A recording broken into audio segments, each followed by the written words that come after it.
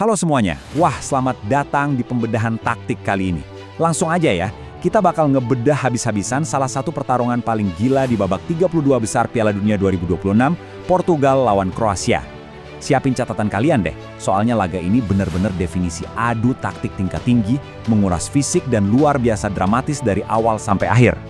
Gini ya, siapa coba yang nyangka, babak pertama tuh jujur aja agak bikin ngantuk, minim banget peluang.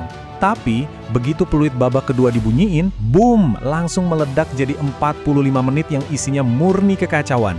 Momentumnya bolak-balik, ada drama VAR yang bikin deg-degan parah, sampai rekor-rekor bersejarah yang pecah. Bener-bener tontonan kelas Wahid deh. Nah, biar gampang, ini peta jalan buat analisis kita hari ini. Pertama, babak pertama yang sepi peluang. Kedua, pergeseran taktik agresif Kroasia. Ketiga, respons cepat Portugal lewat penalti. Keempat, drama gol kemenangan. Dan terakhir, panggung penutup para legenda. Oke, mari kita mulai. Langsung kita masuk ke bagian nomor 1, babak pertama yang minim peluang. Kalian ingat kan, 45 menit pertama, bener-bener kayak main catur, lini tengah kekunci rapat banget. Memang sih Portugal sempat neken duluan, Bruno Fernandes sempat maksa kiper Livakovic bikin penyelamatan awal, terus Renato Veiga dapat peluang sundulan bebas yang sayangnya malah melambung. Tapi selain itu, nol besar, nggak ada terobosan yang benar-benar membahayakan. Kedua tim mainnya super hati-hati sampai turun minum. Tapi, nah ini dia nih, masuk ke babak kedua, semuanya berubah 180 derajat. Perubahan taktik agresif Kroasia.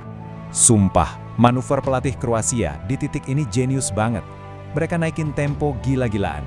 Langkah pertamanya, Igor Matanovic dimasukin. Kehadirannya ini ngasih napas baru dan bikin lini pertahanan Portugal ketar-ketir. Dari tekanan itu, muncul deh langkah kedua. Josip Stanisic ngirim umpan silang yang sempat berbelok arah. Dan puncaknya di langkah ketiga, Ivan Perisic udah nunggu di sana.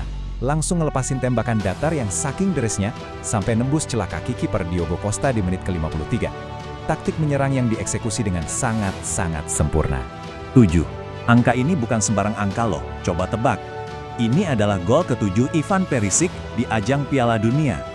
Rekor ini bikin dia resmi ngelewatin legenda besar, Davor Šuker.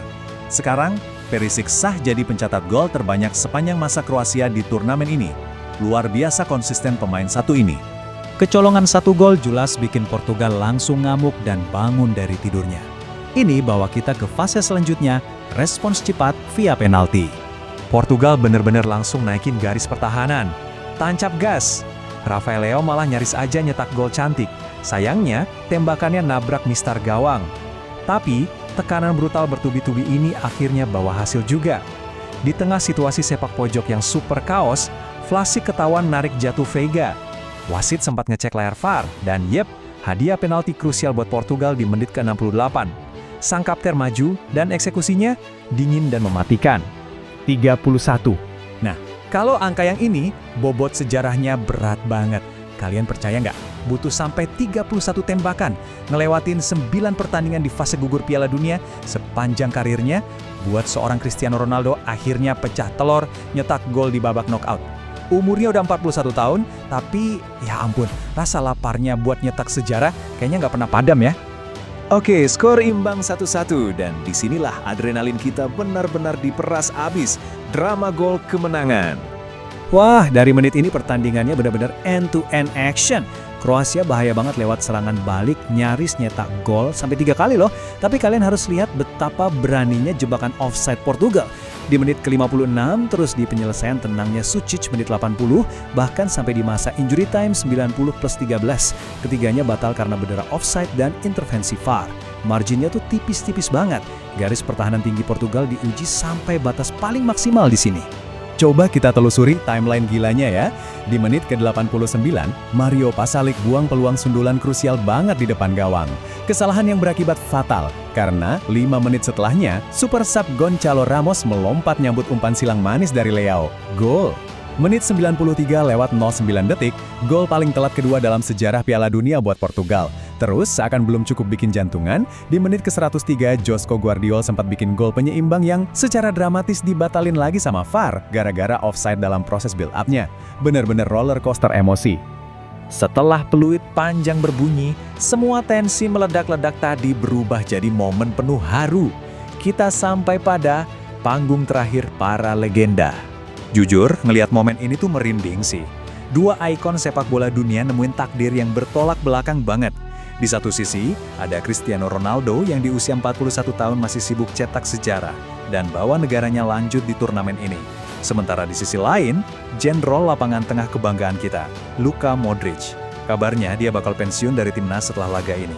Sayang banget, perjalanannya harus berakhir tanpa sihir terakhir buat nyelamatin Kroasia. Akhir era yang pahit tapi tetap epik buat sang maestro Kroasia.